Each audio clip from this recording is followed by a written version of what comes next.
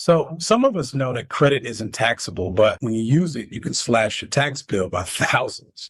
Most people were never really taught how that actually happens. So let me explain.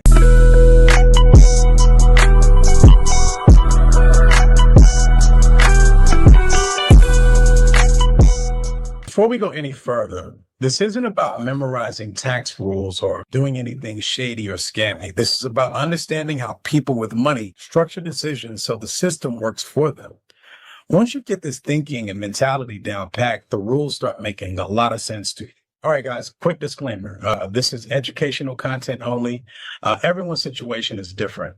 This isn't tax or legal advice. The goal here is to help you understand how the system works so you can understand how to ask better questions to your own professionals. Now, it's crazy. Most of us were taught the same story. Debt is bad, cash is king, write-offs are like cheating. And honestly, that sounds responsible, but here's the issue. That advice teaches you to save money, not how the system actually works. All right. Action number one, because we are about taking action. Write down the last 3 business or income producing things you paid cash for. We're going to get back to this a little later in the list. All right. Now, here's what they don't teach in school. They really don't teach us anything about taxes in school. So the IRS has 3 predominant buckets for your money. And they tax them completely differently. So bucket number 1, earned income. It's the W-2 or sometimes the side hustle. That is taxed at 37% plus another 15% Social Security and Medicaid. This is the highest tax money out there. Bucket 2, portfolio income. It's the passive, I'm living my life type of income. So stock gains, dividends. This can be taxed at 0%, depending on your strategy. 15 or usually no higher than about 20%. Way, way lower, right? Now, bucket 3, passive income. So this is the income that's like rental income, a silent business investment if you own a business and you're just collecting dividend payments. So it's tax semi to earned income, but with a lot more huge advantages. All right, now you want the brutal truth. If you're working a job, you're paying the highest tax rate, period. The system taxes effort the most, unfortunately. But I've got action number 2 I need you to do. Grab your phone calculator, multiply your salary times 0.40. That's roughly what you're losing to taxes before you even see it. I got something for you though, so don't worry about it. This is where credit starts changing everything. Business credit isn't about buying things you can't afford. It's about moving money from bucket 1, highest tax income, to bucket 3, the lowest tax income. When you finance business assets, you create a legal write-off that reduces your income, right? The IRS lets you subtract this whole purchase now while paying for it slowly over time. You're not cheating, you're just using the rules. All right. Let me explain a simple example. You make $100,000 from your job. That puts you into the 40% tax bracket. Federal plus payroll tax, you owe $40,000 in taxes, right? Option A, you use cash. You save $50,000 and buy a work truck. Option B, you use credit. You finance the $50,000 truck under Section 179 and write off the entire $50,000 against your $100,000 income. Now your taxable income is $50,000. You pay $20,000 instead of $40,000 that you were originally going to pay, right? What I mean is that whatever is taxable income, the $50,000 truck just reduced your taxable $100,000 income down to $50,000, right? That tax deduction just allowed your income to only be taxed at the $50,000 range. So now you're only paying $20,000 in taxes versus $40,000 in taxes for financing that one truck. So you just saved $20,000 and kept $50,000 in your bank account instead of you saving $50,000 to buy the same truck. The loan payment comes from the future business revenue of the company, which is not already tax cash. Now, let's up the ante a little bit. You want to see how people eliminate tax liability completely? Okay, so here's the math, because that's all it is math. You make $100,000 in earned income, but you finance $100,000 in business assets that qualify for immediate write-off. So equipment, vehicles, technology. And I'm just being very general about what I'm saying. Your taxable income becomes 0 because you pay 0 in tax legally. That $100,000 in financed assets offsets now the $100,000 in actual income. So the trick, you're paying back the loan with future dollars, not money you already paid, which is 40% on tax, right? You shift the tax bill to next year while keeping cash today. And you can continue to rinse and repeat this process year after year, honestly. But again, get with your tax professional on that exact strategy. All right. Now, action number 3, look at your list from the beginning. From action number 1, circle anything over $2,500. See, those purchases could have been financed to create tax savings, depending on what your revenue is. All right, now, before we get too far ahead, just start thinking that Mr. Mogul Maker is telling you to go finance everything. The 3 rules that break this strategy, because if we don't meet these 3 rules, then I don't finance it. So I'm not telling you to just go finance everything, right? Before you finance anything, here are the 3 rules that kind of make or break this everything. Rule number 1, must be business use or income producing activity.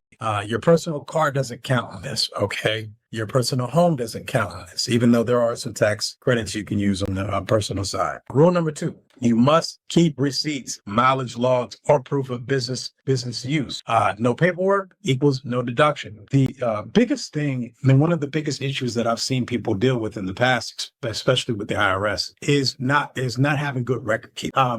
You almost wish that people kind of understood the importance of record keeping. Keeping good record of all of your business activity is an absolute necessity.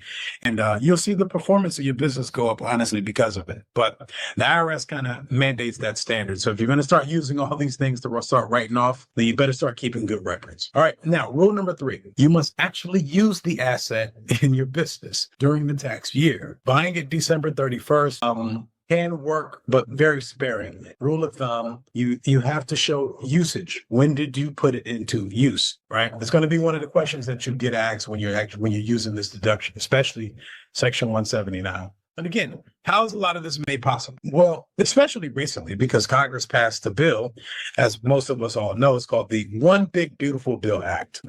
Oftentimes you'll hear it just called the Big Beautiful Bill. Everyone is mostly talking about tips and overtime deductions, but listen, the real story is kind of buried a little deeper than that. It created a kind of a new above the line deduction, meaning you can kind of take deductions even if you didn't itemize. It's amazing. It's just anything that's kind of met inside of this category, you could take the deduction. So tips up to $25,000 and overtime up to, I believe, $12,500 are now deducted. It's amazing. Why this may matter to you? So the government is actively creating incentives for specific activities.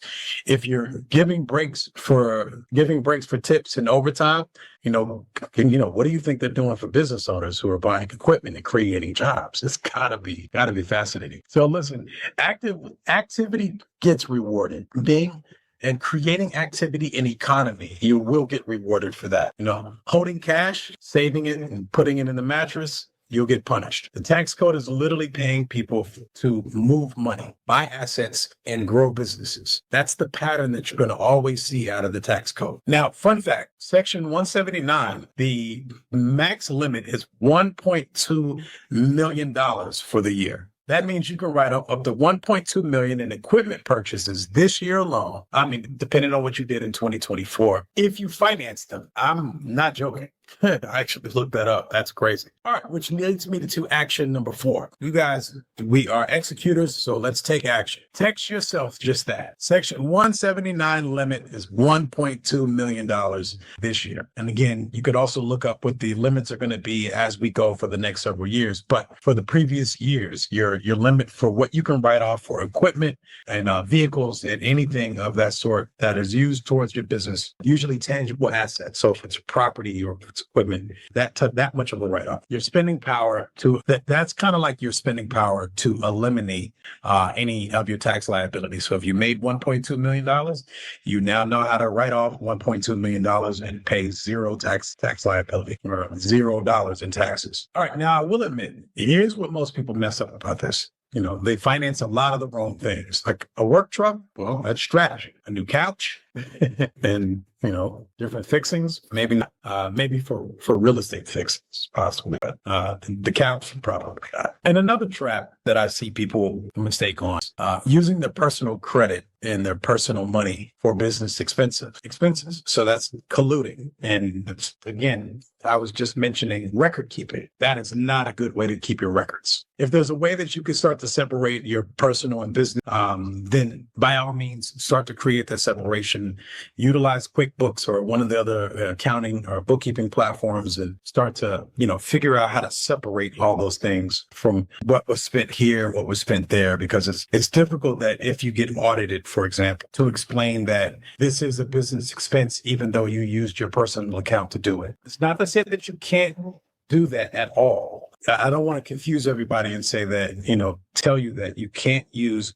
your personal bank accounts or personal credit cards at all for business expenses. A lot of times we refer to that as startup costs. And if you don't have the business or the business credit or the business things established, the startup cost has to come from somewhere. So it is very doable. It is very viable, but just be mindful of creating that separation at some point for sure. All right. Now, action number 5 that I have from all my action takers and all my moguls out there. If you don't have a business bank account, I want you guys to set up a business bank account this week. Make sure you get if you don't have your documents, then, obviously we got to get your documents, your corporate or your LLC documents set up, but get your documents and your EIN and get your business bank account to start creating that separation immediately. If you already have personal credit cards, once you get your business checking account open, business savings, please go apply for the business credit card to start creating that separation in all of your expenses. You'll thank me for it later, I promise. So just so you guys understand, this can be applied practically for just about everyone. You don't have to be a high-level corporate business owner. You don't have to be in the S&P 500. You don't have to be a private equity fund or some of the big wigs out there in order to be able to utilize this to your advantage. But utilize it for business reasons will qualify you for a lot more, even though the W-2 and the gig workers have gotten a lot more out of the big, beautiful bill. I don't want to say any of this because I'm trying to be overeducating in the sense of me being the big wig tax professional. What I do want to do is I just want to bring awareness during this tax season and just let everybody know that, there are plenty of options for you guys. So as you can see, there's added value that you guys can get out of being mindful of how to approach your taxes. Talk to your tax preparer, talk to your CPA and your tax strategist. But listen, anytime you guys want to join the conversation with me, you can join me live on my workshop Wednesdays that I do inside of the Mogul Maker Academy. I'll put the link below here on the video. It's inside of the school community. So every Wednesday we go live at about 8 p.m. Eastern Standard Time. You guys want to come and join the conversation and talk Mogul Talk with us? We look forward to seeing you guys there.